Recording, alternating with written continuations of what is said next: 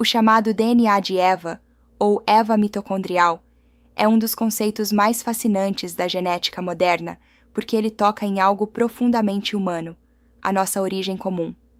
A ciência afirma que todas as linhagens maternas atuais convergem para uma única ancestral que viveu há centenas de milhares de anos na África.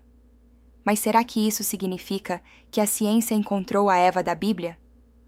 Ou estamos misturando categorias diferentes, como dado biológico e interpretação filosófica? Para responder com clareza, precisamos separar o que é genética do que é teologia. As mitocôndrias são as usinas de energia das nossas células e possuem um DNA próprio, separado do DNA do núcleo. Esse DNA mitocondrial é herdado exclusivamente da mãe e praticamente não sofre mistura com o material genético do pai. Isso cria uma linha direta, como uma trilha de migalhas genética, que permite aos cientistas reconstruir a árvore genealógica materna global, voltando no tempo geração após geração, até encontrar um ponto de convergência. Ao comparar o DNA mitocondrial de pessoas do mundo inteiro, geneticistas perceberam que todas as linhagens maternas atuais convergem para uma única mulher. Modelos matemáticos baseados em taxas de mutação indicam que essa ancestral viveu na África há aproximadamente 150 a 200 mil anos.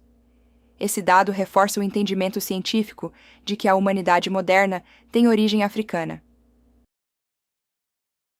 Na ciência, a Eva mitocondrial é chamada de MRCA, o ancestral comum mais recente pela linha materna.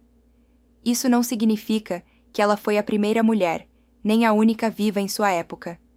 Significa apenas que entre todas as mulheres que viveram naquele período, a única linhagem exclusivamente materna que chegou até todas as pessoas vivas hoje é a dela. Trata-se de uma sobrevivente estatística, não de uma figura isolada num cenário vazio. Muitas outras mulheres viveram ao mesmo tempo que a Eva mitocondrial. A diferença é que, ao longo dos milênios, as linhagens maternas dessas outras mulheres foram interrompidas, seja porque tiveram apenas filhos homens ou porque seus descendentes não tiveram filhos. A Eva científica não é uma mãe solitária no início da humanidade, mas a única cuja linha materna nunca se quebrou. Existe também o chamado Adão do cromossomo Y, o ancestral comum mais recente pela linha paterna, rastreado de pai para filho.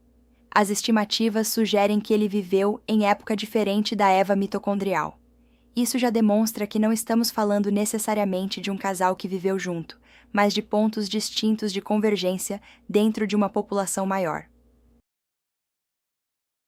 Para muitos grupos religiosos, a ideia de uma ancestral feminina comum soa como confirmação científica da narrativa bíblica. É comum ouvir que a ciência teria finalmente descoberto a Eva da Bíblia. Porém, essa associação exige cautela, porque o conceito genético é estatístico e populacional, enquanto o texto bíblico pertence a outro gênero literário e teológico.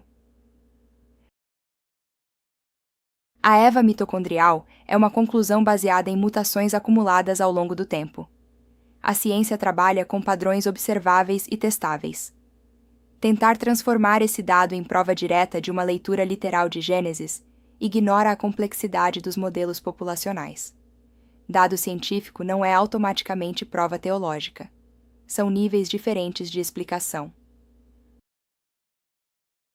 A genética explica como as linhagens convergem, mas não responde por que existe algo em vez de nada, qual é o propósito da vida ou se há um criador por trás do universo. Microscópios e sequenciadores de DNA não medem sentido ou valor moral.